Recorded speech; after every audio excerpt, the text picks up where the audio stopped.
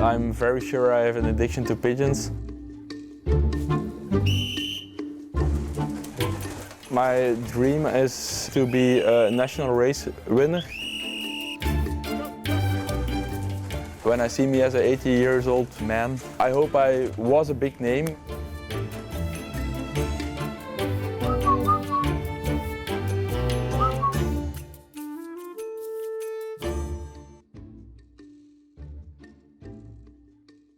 It's not that I'm in love with them or something, but I'm very sure I have an addiction to pigeons. I can understand that it's a little bit out of the box or something that not a lot of people do. I see it as a compliment that it's maybe weird to some people.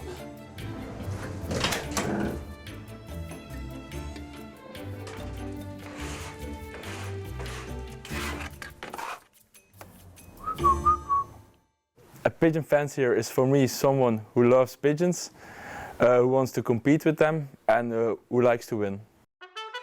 De duiven die je hier ziet zijn meer dan de stadsvogels die je tegenkomt op straten en in parken. Duiven die racen zijn tegenwoordig een big deal. De Internationale Federatie van Duivensport telt meer dan 150.000 leden in Europa alleen.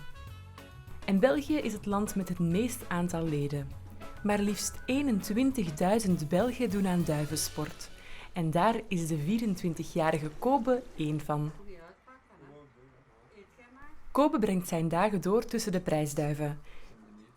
Hij werkt nauw samen met zijn vader. Nowadays, when it's top season, the 4 national races, I think me and my dad are always 5 hours on the loft. It's very busy. Working with my father is very exciting because we have the same passion, but it's also sometimes difficult because I have my own opinion and he also has his own opinion, but it's working quite well.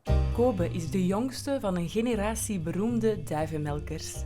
Hij sleepte al prijzen van nationale duivenraces in de wacht. Maar Kobe bereidt zich voor op een nog belangrijkere wedstrijd. The Herbots family is very famous in the world of pigeon sport. It makes me feel very proud, but also a little bit nervous. The pressure motivates me to be as good as them with pigeons. My dream is really to be a national race winner. Nadat hij zijn duiven heeft gevoederd en een grondige gezondheidscheck deed, haalt hij ze uit de duiventil. Tijd om te gaan.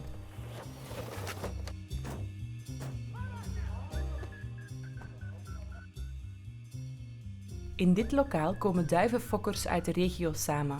Het zijn plekken als deze die het epicentrum vormen van de duivensport. Alle duiven worden hier verzameld. Elke duif krijgt een tag en wordt geregistreerd.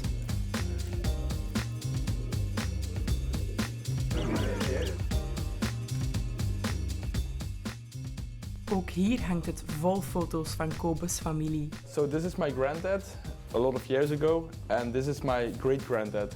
It feels very good. It's nice It's nice to have a family like this in the pigeon sport. And a hobby over generations. It's very cool.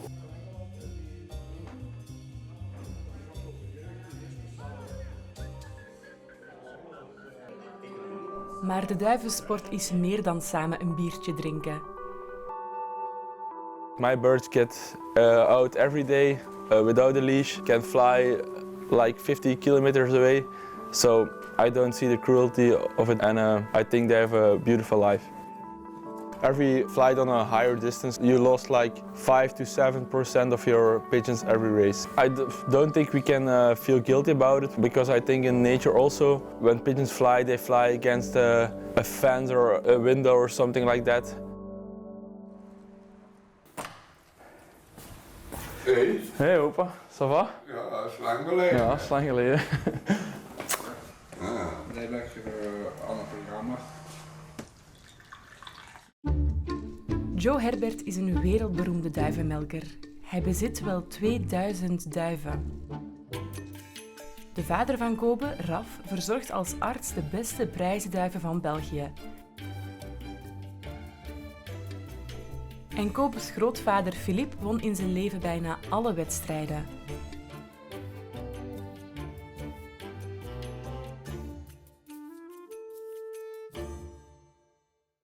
On one side, it's very good to be a Herbots because you are surrounded by a lot of people that knows a lot of pigeons, but on the other side it's also negative because when you don't play good, they say like maybe he's not that a good pigeon fancier, but and when you play good, it's normal. It's normal, yes. I tried to motivate him every day. He come inside and he talk to me, hij spreekt bij mij. Zeg ik altijd komen en niet afgeven. En, want het is hoe het hier zit, zo komen de duiven ook. De duivensport en duivenraces ontstonden in België rond 1800. Maar de band tussen duiven en mensen is veel ouder. Al sinds de farao's in 1200 voor Christus wordt de duif vermeld. En nu, zoveel eeuwen later, zit er meer geld in de duivenindustrie dan ooit. Deze Belgische duif werd in 2019 verkocht voor 1,6 miljoen euro. Meer dan 1 miljoen euro voor een duif. En ook Kobe heeft een VIP-duif genaamd Joff. Deze vogel is ongeveer 50.000 euro waard. Daarom installeerde Kobe ook een beveiligingssysteem dat de duiventil bewaakt. The people that can live from the pigeon sport are maybe 0.5% of all the fanciers. So every money you put in the pigeons, you can win it back with your pigeons, then it's a very good season. Vandaag is wedstrijddag. I was not that nervous because I wasn't thinking they were releasing the pigeons today. But when I heard the pigeons were released, it was a little bit of a rush of adrenaline. 20,000 pigeons were released at 10 a.m. This morning in Châteauroux. Yeah. And now they're coming home, hopefully. But the weather is not that good, but we have confidence that it will be alright, I think. De duiven vliegen terug naar hun til in België. Het is een afstand van meer dan 500 kilometer. En de duif met de hoogste gemiddelde snelheid die wint. Ter vergelijking, met de auto duurt de snelste route meer dan 6 uur.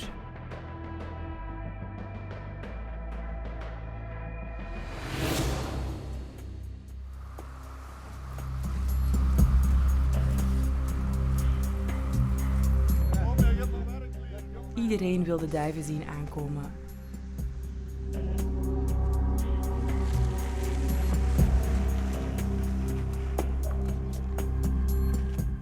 De spanning begint te stijgen, want dit is een van de belangrijkste momenten in Kobe's carrière tot nu toe. Yeah, we are expecting any moment a pigeon, so that's why it's a little bit quiet, I think. Everybody is expecting a pigeon, so.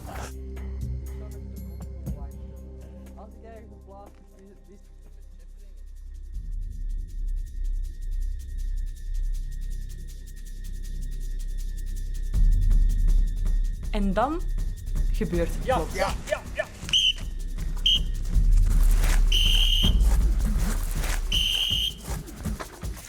Kobe en zijn vader lokken samen de duiven naar de til.